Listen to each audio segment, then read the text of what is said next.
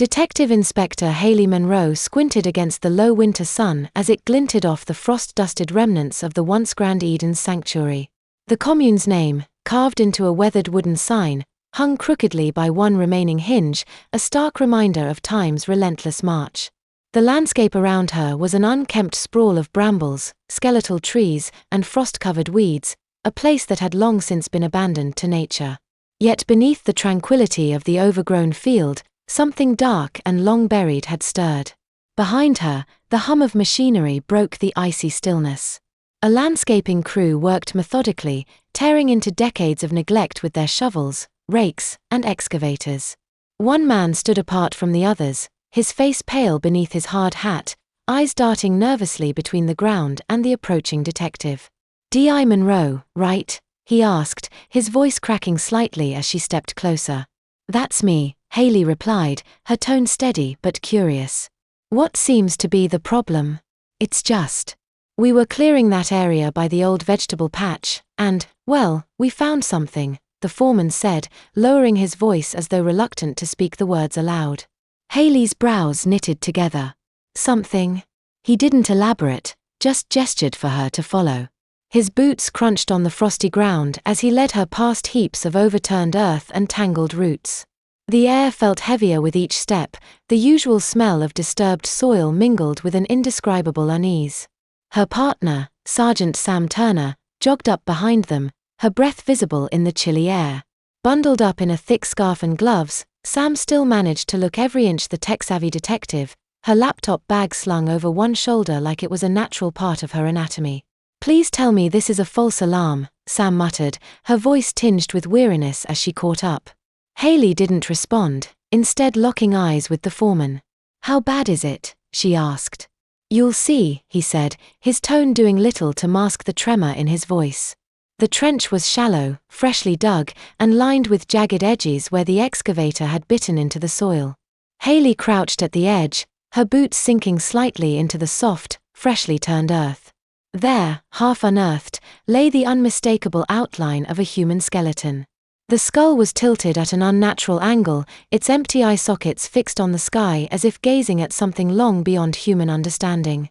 Frost clung to the exposed bones, sparkling faintly in the pale sunlight, giving the macabre scene an almost surreal beauty. "No such luck," Hayley murmured in response to Sam's earlier hope. Her voice was quiet, but there was an edge of grim inevitability to it. She reached for her phone, her gloved fingers already dialing the number for the pathologist. Behind her, Sam crouched down, tilting her head as she studied the remains.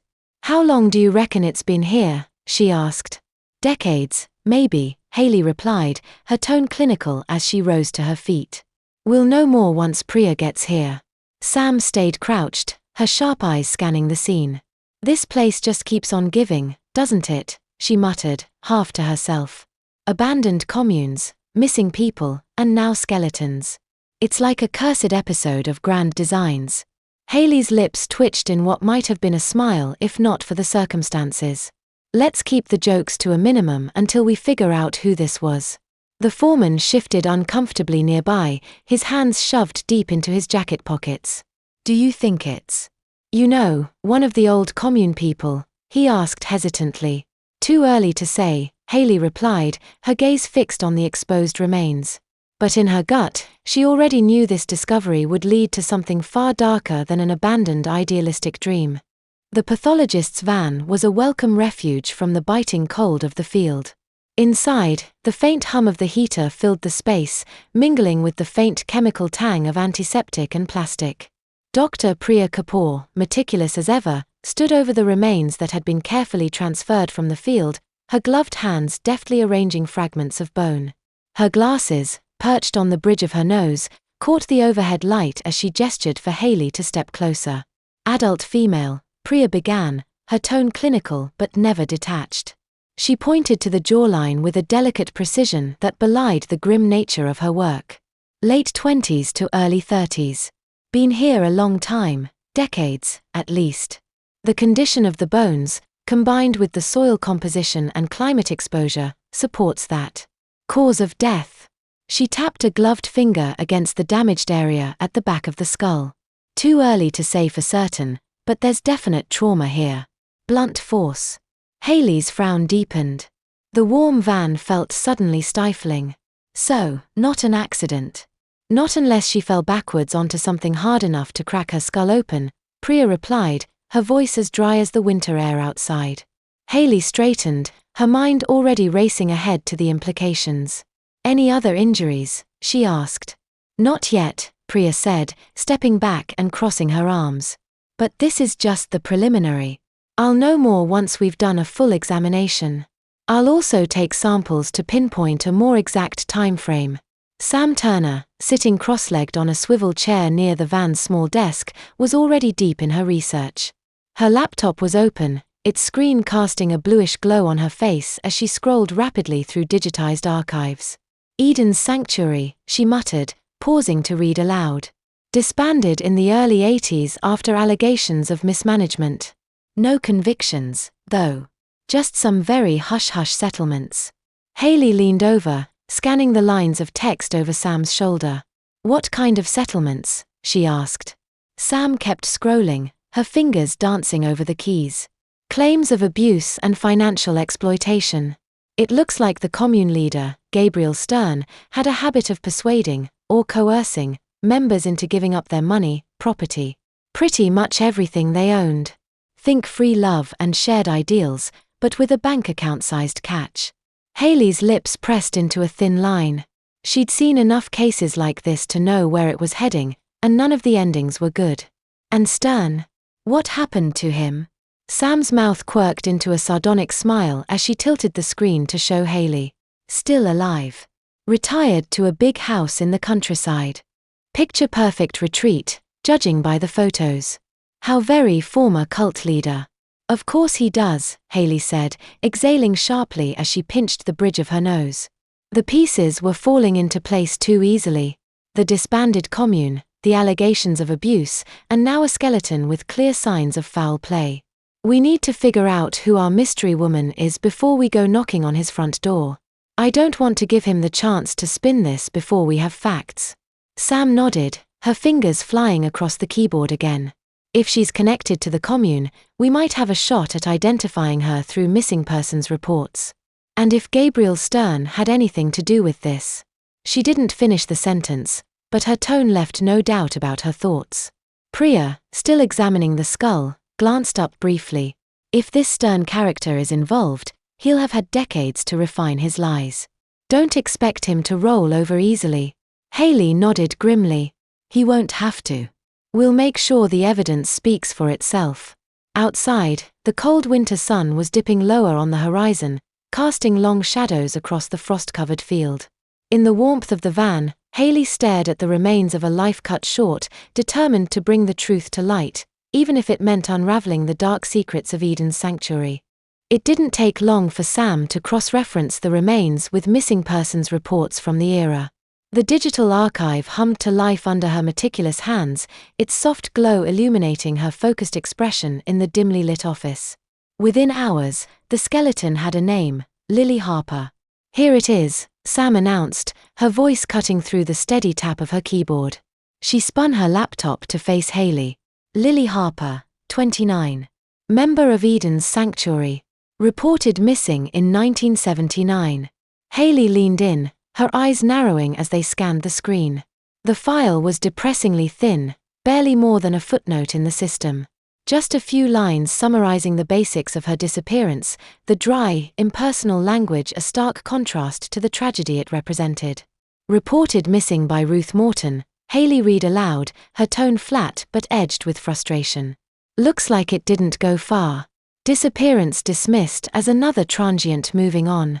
No follow-up. Sam shrugged, though her expression betrayed a simmering irritation.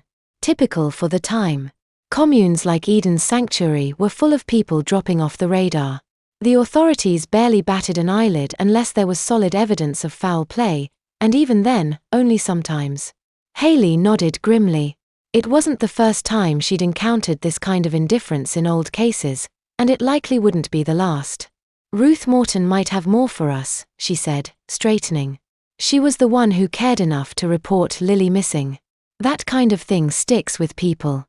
Agreed, Sam said, already typing away. Her fingers danced across the keys with practiced efficiency, the clacking sound echoing softly in the quiet office. After a moment, she leaned back and gestured toward the screen. She's still alive. Live's about half an hour from here. Worth paying her a visit. Hayley didn't hesitate. Definitely, she said, already reaching for her coat. Let's see if she can help us fill in the blanks. As they gathered their things, Sam cast a final glance at the sparse case file on the screen. You know, she said, almost to herself, it's always the ones who slip through the cracks that end up haunting you. Lily wasn't just some nameless drifter. Someone cared enough to try to find her. And now it's our turn, Hayley replied, her tone resolute. No one else did, and it's about time someone got it right. They left the office together, stepping into the cold air outside. The shadows of the past were long, and Lily Harper's story was one that refused to fade. Whatever truths Ruth Morton held, they were determined to uncover them, and finally bring Lily out of the dark. Ruth Morton's home was small but tidy, tucked into a quiet suburban street. The garden was lined with wintering flowers, their bare stems a testament to the care they had received in warmer months. Ruth herself answered the door with a tentative smile. Her hair, graying but well kept, framed a face etched with deep lines that hinted at both kindness and sorrow. Detective Inspector Monroe, she asked, her voice soft and cautious. Hayley nodded. And this is Sergeant Turner. May we come in? We're investigating something that might be connected to a report you filed years ago. Ruth's eyes flickered with recognition and pain. This is about Lily, isn't it? She said, stepping aside to let them in. Inside, the home was cozy but modest. Photographs lined the mantelpiece, family portraits, children, grandchildren, but Hayley's attention was drawn to a single framed picture on the bookshelf. A younger Ruth stood beside a laughing woman with dark hair and a mischievous glint in her eye. Lily Harper, Hayley guessed. Ruth's hands trembled slightly as she set out a tray of tea and biscuits. I always knew something terrible had happened to Lily, she said after a moment, settling into an armchair opposite them. Her voice was thick with emotion. She wasn't the type to just leave without saying anything.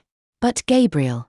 He had this way of twisting everything, making you doubt your own thoughts. I didn't see it at the time, but he controlled all of us. Controlled how? Hayley asked gently, leaning forward with her notebook in hand. Ruth hesitated, her gaze darting to the window as if the past might come bursting through it. He made us feel special, like we were part of something bigger than ourselves. He'd talk about freedom and love, about creating a utopia. And we believed him. He was so charismatic, so convincing. But looking back, it wasn't freedom. It was control. What kind of control?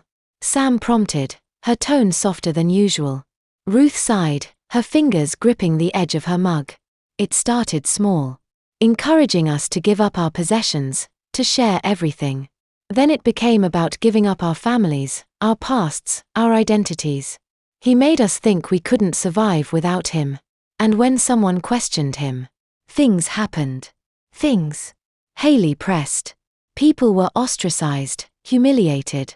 He'd turn the whole group against them, Ruth said, her voice trembling. Lily started questioning him, about the money, the way he treated people. She told me she was going to confront him. And then, she was gone. Gabriel said she'd left, but I knew it wasn't true. Lily would never leave without telling me. Hayley and Sam exchanged a glance. Did you ever try to go to the police? Hayley asked. Ruth's laugh was bitter, almost a bark. Of course I did. They told me she was probably off chasing another dream. That it wasn't unusual for people like us to disappear. Her shoulders sagged, and she looked down at her lap. I left the commune a few weeks later. I couldn't stay there knowing what had happened, or what I suspected had happened. But I was too scared to push further. Gabriel had a way of making you feel like you were nothing without him, even after you left. Do you think Gabriel was responsible for Lily's disappearance? Hayley asked bluntly. Ruth's lips pressed into a thin line, her eyes brimming with unshed tears. I don't just think it. I know it. He couldn't let someone like Lily expose him. She was strong, determined. She saw through him. And that was dangerous. The room fell silent except for the faint tick of a clock on the wall. Hayley leaned back, processing everything Ruth had said. It painted a damning picture of Gabriel Stern, a man who wielded charm and manipulation like weapons. A man who had every reason to silence someone who threatened his power. "We'll need to speak to him," Hayley said finally, rising from her seat. "Thank you, Ruth. You've been a huge help." As they left, Ruth followed them to the door. "Please," she said quietly, clutching Hayley's arm. "Don't let him get away with it. Not again." Hayley met her gaze, her expression firm. "We won't," she promised. But as they walked back to the car, the weight of Ruth's words hung heavy in the air. Gabriel Stern had evaded justice for decades. Now it was time to bring the truth to light, no matter how dark it turned out to be. Gabriel Stern's estate loomed ahead, a testament to wealth and control. The gated property was pristine, with rows of perfectly pruned hedges and manicured gardens that stretched out like an open challenge to anyone who dared approach.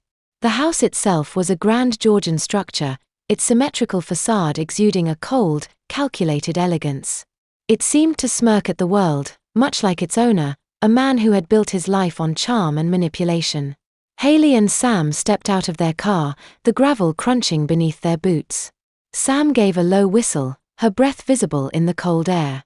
"Well, someone's done all right for himself," she muttered, adjusting her scarf. "Doesn't exactly scream humble spiritual leader, does it?" "More like CEO of exploitation," Hayley replied under her breath. She squared her shoulders and approached the large front door, its polished brass knocker gleaming in the pale winter sun. The door opened before they could knock, revealing Gabriel Stern himself. He was older now, of course, but no less imposing. His white hair was neatly combed, framing a face that had aged gracefully, if not entirely naturally. His piercing blue eyes, sharp and calculating, held a flicker of something that could have been amusement or danger. He wore a tailored cardigan over a crisp white shirt, the picture of understated sophistication. "Detective Inspector Monroe," he greeted, his voice smooth and welcoming, though the edges of his words were guarded. "What an unexpected pleasure. And you are?" He glanced at Sam, his gaze assessing but polite. "Sergeant Turner," Sam replied briskly, offering no further pleasantries. Gabriel nodded, stepping aside and gesturing for them to enter. "Please, come in. I'm always happy to assist the police, though I must admit, I can't imagine what would bring you here." The interior of the house was as immaculate as the grounds. High ceilings, polished wood floors, and tasteful art lined the walls.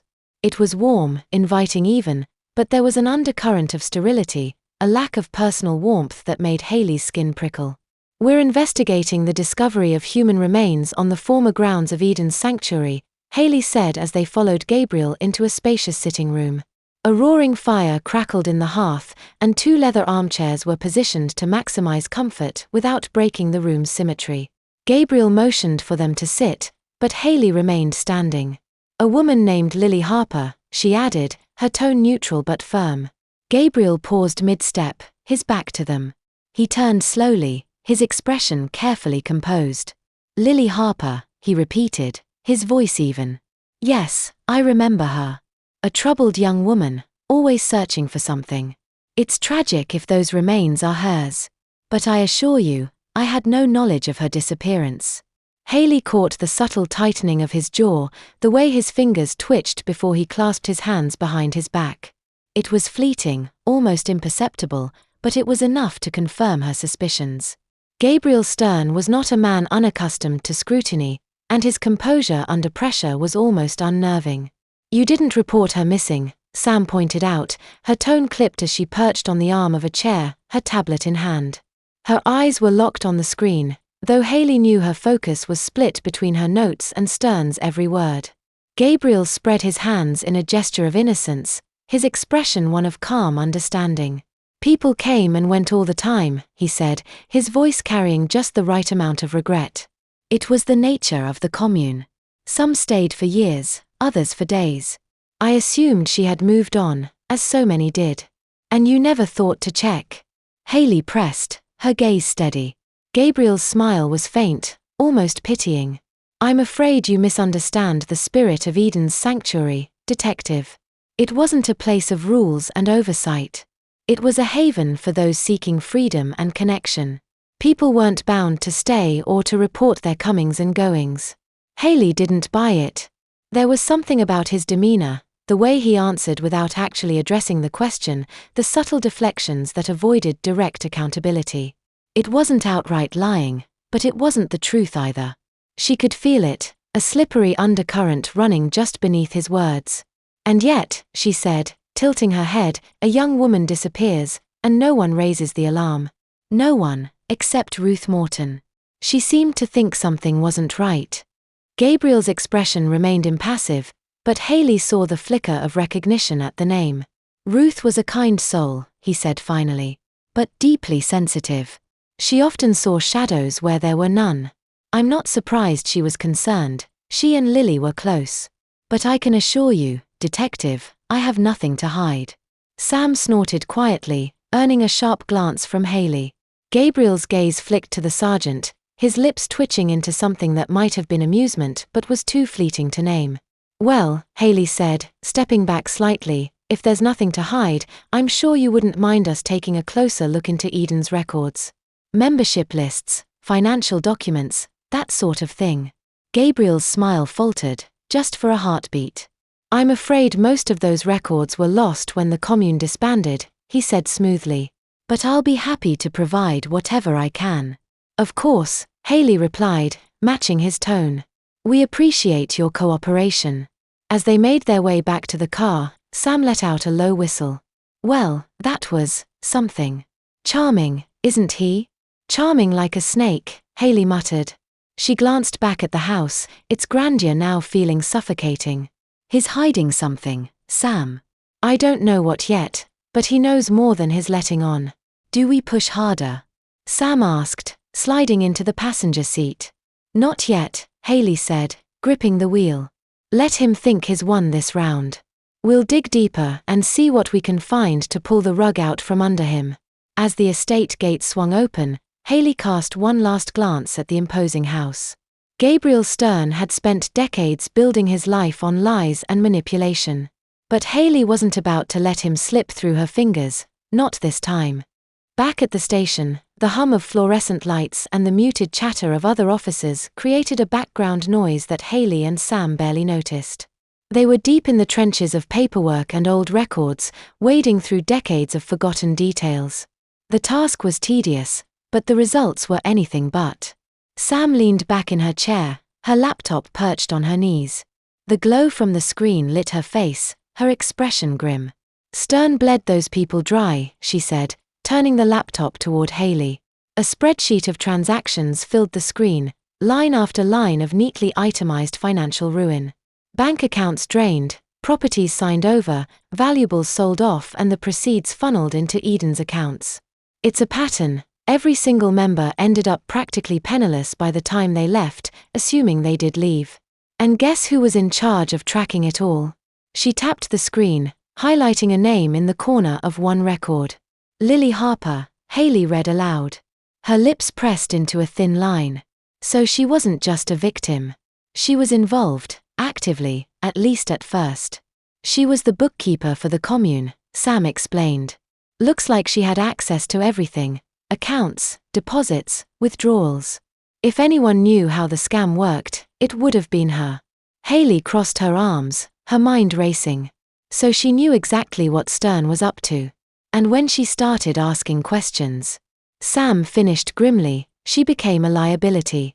They exchanged a look, the weight of what they were uncovering settling heavily between them. Stern wasn't just a manipulative leader, he was a thief on a massive scale, and Lily Harper had been his accountant, until she turned on him. Anything else in there? Hayley asked, motioning toward Sam's screen. Sam nodded, scrolling to another file. Oh, there's more. I pulled up an old police report tied to the commune. It's mostly complaints, neighbors annoyed by noise, vague accusations of misconduct. But one statement stands out. She opened the file, and the name at the top caught Hayley's eye, Peter Ellison. Who's he? Hayley asked, leaning over to read.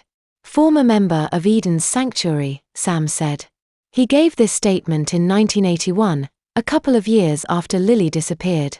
Claimed he saw Gabriel arguing with her the night she vanished. Said it got heated, but by the time he thought to intervene, they were gone. He mentioned a lot of shouting, something about betrayal, but couldn't give much more detail. Hayley frowned. Why wasn't this followed up? Sam snorted. Are you kidding? It was dismissed as a domestic dispute. The officers at the time didn't think it was worth pursuing, especially since Gabriel claimed Lily had left voluntarily. No body, no crime, remember? Unbelievable, Hayley muttered, rubbing her temples. The missed opportunities in cases like this always struck a nerve. But now, with Lily's remains found and the evidence piling up, this statement takes on new weight. Sam closed the laptop and leaned forward. We need to find this Peter Ellison. If he's still alive, he might be able to give us more context, or at least confirm what we already suspect. Agreed, Hayley said. In the meantime, let's dig deeper into those financial records. If Lily was tracking Stern's crimes, there might be something in there that shows exactly how close she got to blowing it all wide open. The hours ticked by as they pored over documents, piecing together the financial labyrinth that had been Eden's sanctuary. It wasn't just mismanagement, it was deliberate, systematic exploitation. Members were encouraged, or coerced, to hand over everything they owned under the guise of communal living. Stern's name was conspicuously absent from most official records, but his influence was all over them. Transactions were routed through shell accounts, and funds vanished into projects that never materialized. And then there was Lily. Her meticulous notes, woven into the spreadsheets, stood out.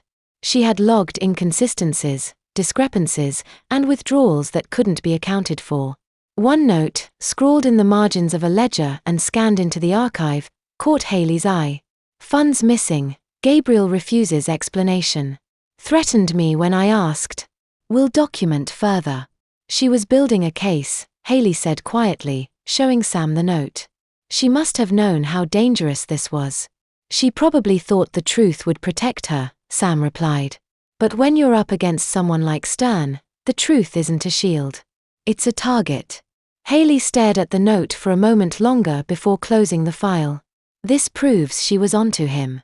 If Peter Ellison's statement is true, Stern must have confronted her, and when he realized, she wouldn't back down. He silenced her, Sam finished. Later that evening, as the station settled into its usual after-hours quiet, the low hum of computer monitors and the occasional shuffle of paperwork were the only sounds breaking the stillness. Hayley sat at her desk, leaning back in her chair, her gaze fixed on the corkboard in front of her. It was a chaotic masterpiece of investigation, photographs, notes, and printed records pinned up and connected by a web of red string. Each thread represented a link, each note a piece of the puzzle, but the picture still had missing fragments that gnawed at her patience. At the center of it all was Lily Harper's photograph, her dark hair and youthful face frozen in time. Beside her were the smirking image of Gabriel Stern and the faded, weathered features of Ruth Morton in a photo taken years after her time at Eden's sanctuary. A more recent addition was a grainy black and white image of Peter Ellison, scanned from an old police report. Around these faces were financial records, excerpts from witness statements, and notes scribbled hastily during interviews. The story they told was damning, but incomplete. Hayley exhaled slowly, her fingers drumming against the edge of her desk. No matter how long she stared at the board, there was always more to uncover. Gabriel Stern had hidden his crimes well, his charm and influence shielding him from scrutiny for decades. But Hayley could feel it, he was running out of places to hide. Thought you could use this? Sam's voice broke the silence as she appeared beside Hayley, holding 2 steaming mugs of coffee. She set one down on the desk and took the chair next to her, balancing her own cup on her knee. Thanks, Hayley murmured, wrapping her hands around the warm ceramic. The heat seeped through her fingers, a welcome contrast to the chill that seemed to linger in the station's air. She took a sip, the bitter taste grounding her. Sam leaned forward, her eyes scanning the corkboard. You think Ellison's still out there? She asked, her tone casual but tinged with curiosity. If he is, we'll find him, Hayley said, her voice steady but firm. She tapped the photo of Peter Ellison with the tip of her pen. He's the missing link. If what he saw that night matches the timeline we've pieced together, Stern's whole story falls apart. Sam nodded, swirling her coffee absent-mindedly. And if he's got anything solid, anything more than just the argument, it could be the nail in the coffin. The two women sat in silence for a moment, their eyes tracing the tangled lines on the board. The narrative that was emerging was one of exploitation, betrayal, and violence. Gabriel Stern had used Eden's sanctuary as a personal fiefdom, bleeding his followers dry while wrapping his manipulation in the guise of enlightenment. And Lily Harper, smart, idealistic, and unafraid to stand up to him, had paid the ultimate price. "I keep thinking about Lily," Hayley said softly, breaking the quiet. She must have known how dangerous Stern was, but she didn't back down. She could have walked away, but she chose to confront him. "She thought the truth mattered," Sam said, her tone carrying an edge of admiration. "And she was right. It does." Hayley nodded, her gaze returning to the board. "We owe it to her to finish this. To make sure Stern doesn't get away with it again." Sam raised her mug in a mock toast. "Here's to tightening the noose." Hayley allowed herself a small smile and clinked her mug gently against Sam's. The moment was brief, but it carried a quiet determination, a promise to see the case through to the end. As Sam left to return to her desk, Hayley leaned forward, studying the board once more. The truth beneath Eden's sanctuary was darker than she'd ever imagined, but the cracks in Stern's carefully constructed façade were growing wider with each new piece of evidence. And as she took another sip of coffee, she felt something she hadn't felt in weeks, a flicker of hope. They were close. Closer than they'd ever been. The air outside Gabriel Stern's estate was crisp and biting, every breath a reminder of the weight they carried into this confrontation. Ruth Morton clutched her coat tightly around her as if it could shield her from more than just the cold. Her lips pressed into a thin line, and her hands trembled slightly, but her eyes were resolute. Hayley placed a hand gently on Ruth's arm, leaning in to meet her gaze. "Are you sure about this?" she asked, her voice low. "It's not easy, facing him after all these years." Ruth nodded, a steely determination sharpening her features. "I've spent 40 years carrying the weight of what happened. I need to let it go. And the only way to do that is to make sure he finally faces the truth." Hayley studied her for a moment, then nodded, stepping forward to knock on the door. The sharp sound echoed through the stillness, breaking the eerie calm that hung over the estate. After a moment, the heavy door creaked open, and Gabriel appeared. Gone was the smooth, confident façade he had worn during their first meeting. His sharp blue eyes flicked from Hayley to Ruth, and for the first time, his composure cracked. It was subtle, a slight tightening around his mouth, a momentary widening of his eyes, but it was there, unmistakable. "Ruth," Gabriel said, his voice softer than Hayley had expected. It was almost intimate, as though they were the only two people in the room. He stepped forward slightly, his posture less rigid than usual. "I always thought you'd moved on." Ruth met his gaze, unflinching. "I did," she said coldly. "But Lily never got the chance." Her words sliced through the air, silencing even the faint crackle of the fireplace behind Gabriel. For a moment, he said nothing, his hands curling into fists before relaxing and slipping into his trouser pockets. "I don't know what you think this is about," Gabriel began, his tone measured and cautious. "But I've told the detectives everything I know. I'm sorry for what happened to Lily, truly, but I had nothing to do with her disappearance." "You told them lies," Ruth snapped, her voice rising. "Just like you told all of us lies back then. You told me Lily left because she couldn't handle the truth, because she wasn't strong enough. But you knew exactly what happened to her, didn't you?" Gabriel's mouth opened as if to respond, but no words came out. His gaze darted between Ruth, Hayley, and Sam, his mind clearly working overtime to regain control of the situation. Hayley stepped forward, her voice cutting through the tension like a blade. "We know Lily was going to expose you, Stern. She found out about the money, the manipulation, all of it. She threatened to go to the authorities. And you couldn't let that happen, could you?" Gabriel straightened slightly, his expression shifting back into something resembling confidence. "You have no proof of any of this," he said, his tone dismissive. "All you have are old records and accusations from people who left bitter. Sam interjected, her tone sharp as she held up her tablet. We also have a witness. Peter Ellison. Remember him? He saw you arguing with Lily the night she disappeared. And we've got Lily's notes, evidence she was building a case against you. For the first time, Gabriel's mask slipped entirely. His eyes darted to the tablet, then back to Ruth. His normally steady hands trembled slightly, and his breathing quickened. He was cornered, and he knew it. Do you remember what you said to me, Gabriel?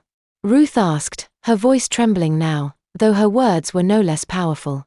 You told me that people like Lily, people who questioned you, weren't meant to be part of the sanctuary. You told me she was weak. But she wasn't weak. She was brave. And you killed her for it. Gabriel turned away from them, pacing toward the fireplace. He stared into the flames for a long moment, his shoulders slumping as though the weight of his past was finally pressing down on him. When he spoke, his voice was low, almost a whisper. It wasn't supposed to happen like that, he said, his words barely audible. Hayley exchanged a sharp glance with Sam, her body tense as she stepped closer. Then tell us how it happened, Gabriel, she urged. Tell us the truth. He turned back to face them, his expression a mixture of anger and regret. Lily was going to ruin everything, he said, his voice rising slightly, his words spilling out in a desperate rush. She didn't understand what we were building, what we were trying to achieve. She was so focused on numbers, on rules. She couldn't see the bigger picture. So you silenced her, Hayley said, her voice like ice. Gabriel's hands shook as he raised them, almost as though in surrender. We argued, he admitted, his words tumbling out now. She said she was going to the police. I lost my temper. I didn't mean to, he broke off, his voice catching. I struck her. It was instinct. I just wanted her to stop shouting. But when she fell, when she didn't get up, I panicked. Ruth let out a sharp breath, her hands flying to her mouth, tears streaming down her face. Gabriel continued, his gaze fixed on the floor, his voice hollow.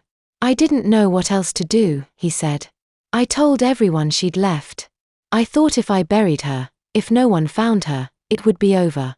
But it's not over, Hayley said firmly, stepping forward. It's never over, Gabriel. You don't get to bury the truth. The sound of the front door opening broke the tension as uniformed officers entered the room, their presence authoritative and decisive. Gabriel didn't resist as they placed him in handcuffs, his once commanding presence reduced to that of a defeated man. As the officers led him away, Ruth turned to Hayley, her voice cracking as she whispered, "Thank you for not giving up on her." Hayley placed a hand on Ruth's shoulder, her expression softening. Lily deserved justice. And now, she's finally getting it. They stood in silence as Gabriel was escorted to the waiting car, the soft hum of the engine breaking the stillness. Decades of lies, pain, and betrayal had finally been unearthed, leaving the truth exposed for all to see. As the car disappeared into the distance, Ruth let out a shaky breath. It's over, she said softly, more to herself than anyone else. Hayley glanced at her, her tone resolute. No, it's just beginning. For Lily, for all the people Stern hurt. But at least now, we've taken the first step. The police van's red taillights disappeared into the early evening mist, leaving behind only the faint crunch of tires on gravel. Hayley and Sam stood side by side on the quiet street outside Gabriel Stern's estate, their breath visible in the cold air. The weight of the day clung to them, heavier than the icy wind that gnawed at their faces. Hayley watched the empty road for a moment longer, her hands stuffed into the pockets of her coat. You think he'll ever understand what he did to those people? She asked, her voice quiet but steady. Sam shook her head, exhaling a soft plume of steam. Men like him never do. They convinced themselves it was all for some greater purpose. That they were the hero of their own story. But at least now, he can't hurt anyone else. The words hung in the air, a fragile reassurance against the enormity of the damage Stern had caused. Hayley nodded, but her mind drifted, replaying everything they'd uncovered, the lives ruined, the trust betrayed, and the voice of Lily Harper, silenced for so many years. The weight of those memories felt almost unbearable, but there was also a flicker of something else, resolution. She deserved better, Hayley said finally, her voice tinged with sorrow. All of them did. Sam glanced at her, a rare softness in her usually guarded expression. They've got it now, thanks to you. Thanks to us. Hayley allowed herself a small, tight smile. Justice, she murmured. Even if it's too late for some, it still matters. Sam nodded, though neither of them spoke again for a while. They simply stood there, letting the cold seep in as the enormity of the case settled over them. Later that evening, Hayley returned to her flat. It was quiet, save for the faint hum of her heating unit and the occasional creak of the building settling. She sank into her sofa with a mug of tea, her body aching with exhaustion but her mind too restless for sleep. Across the room, a stack of case files sat on her desk, reminders of the work still to come. But tonight, at least, one case had been closed. Her gaze drifted to a small photograph she'd taken earlier in the day. Ruth Morton, standing beside a memorial plaque Hayley had arranged to be placed at the site of Eden's sanctuary. The brass plate bore Lily Harper's name, along with the simple inscription, "Gone, but not forgotten." Ruth's face had been etched with grief, but there was something else there too, relief, maybe even hope. Hayley had seen it in the way she touched the plaque, as though reconnecting with a friend long lost. Hayley's phone buzzed, breaking her reverie. It was a message from Sam. "Drinks tomorrow? First rounds on me. We deserve it." Hayley smirked and replied, "You'd better make it the good stuff." Setting her phone down, she leaned back into the cushions and let her eyes close for a moment. The past couldn't be undone. Lily Harper, and so many like her, were gone forever. But in the end, the truth had been brought to light, and justice, no matter how delayed, had been served. For now, that was enough.